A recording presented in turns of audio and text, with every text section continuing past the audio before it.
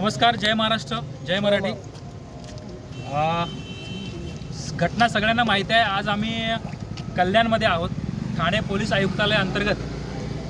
हे खडकपाडा पोलीस ठाणे हद्दीमध्ये जी घटना परवा घडली रात्री, आपले देशमुख कुटुंबीय आणि अजून आपले मराठी सहकारी यांच्यावरती शुक्ला नावाच्या एका सरकारी गुंडाने स्वतःला तो IAS म्हणून आणि लाल दिव्याची गाडी घेऊन लोकांची फसवणूक करत होता, लोकांमध्ये दहशत निर्माण करत होता।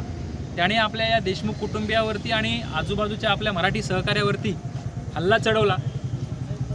त्यांच्यावरती प्राणघातक असा हल्ला करून त्यांना जीवे मारण्याचा प्रयत्न केला आणि हा महाराष्ट्रभर त्याचे पडसाद आज 2 दिवसामध्ये उमटलेले आहेत। परंतु मला आज असं म्हणायचं आहे की आज आपलं मराठी भाषिक राज्य स्थापन होऊन जवळपास 64 वर्ष होत आले आहेत आणि तरी देखील या मराठी भाषिक राज्यामध्ये मराठी माणसावरती अन्याय होत आहेत। आज बहुसंख्य आमदार मराठी, बहुसंख्य नगरसेवक मराठी, बहुसंख्य अधिकारी मराठी, बहुसंख्य मराठी माणूस या ठिकाणचा भूमिपुत्र असं असताना देखील आज मराठी माणसाला परप्रांतातून हे जे आलेले भय्य लोक आहेत हे जर मारत असतील तर यापेक्षा दुर्दैवी घटना नाही आहे। म्हणून मराठी एकीकरण समितीच्या माध्यमातून नेहमी आव्हान केलं जातं की तुम्ही मराठी माणसं जर एकवटला नाहीत तर ही जी मुजोरी आहे, ही जी दादागिरी आहे, यांची अशीच या राजकीय लोकांच्या जीवावरती वाढत जाणार आहे।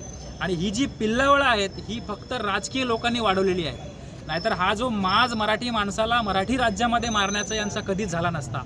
आज मतांपायी विकलेले जे राजकीय लोक या राज्यामध्ये आहेत, या राजकीय लोकांनी यांना इतकं मोकळं सोडलेलं आहे की त्यांनी आता मागे पुढं बघणं सोडून दिलेलं आहे आणि थेट मराठी माणसाला जीवे मारण्याचा प्रयत्न करत आहे।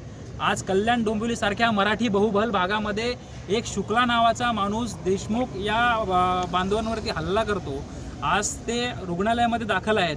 उद्या त्यांच्या जीवास जर काही झालं तर याला जबाबदार कोण? मी ज्या आमदारांनी विधिमंडळामध्ये हा प्रश्न मांडला आहे त्यांचा आमच्या सर्व या ठिकाणी जमलेल्या मराठी एकीकरण समितीच्या शिलेदारामार्फत आभार मानतो। खरं तर ही तुमची जबाबदारी आहे, तुमचं कर्तव्य आहे। तुम्ही त्या ठिकाणी वेगळ्या मार्गावरती राजकारण करतायत म्हणून आज मराठी माणसावरती ही वेळ आलेली आहे। परंतु तुम्ही त्या ठिकाणी आवाज आमचा मांडला।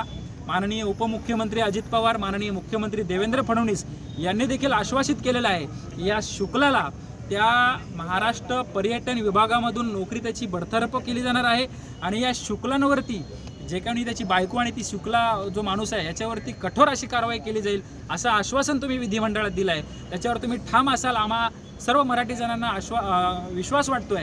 म्हणून पुन्हा एकदा तुम्हा सर्व मराठी माणसांना सांगू इच्छितो की तुम्ही जर असे झोपून राहिलात तर आज वेळ फक्त देशमुख कुटुंबियावरती आलेली आहे आणि ही वेळ फक्त देशमुख कुटुंबियावर नाही आलेली आहे। नालासोपारामध्ये मराठी बांधव आपला त्या ठिकाणी प्रवास करत असताना त्याच्याकडून मराठी बोलणार नाही म्हणून लेखी माफीनामा लिहून घेतला। त्या ठिकाणी तुमच्या इकडे पूर्व रेल्वे महामार्गावरती नाहूर रेल्वे स्थानकावरती एक तिकीट जो काढणारा व्यक्ती आहे भैया परप्रांतीय, त्याने देखील मुजोरपणा केलेला आहे। मराठी बोलणार नाही, मराठीबद्दल अपशब्द वापरलेले आहेत। त्यानंतर विरारच्या सारख्या नालासोपाऱ्यासारख्या भागामध्ये मराठी माणसाला मारलं गेलेलं आहे, मराठी महिलेला मारलेलं आहे। आज ठाण्यामध्ये पुन्हा एकदा एक परप्रांतीय सुरक्षा रक्षकाने एक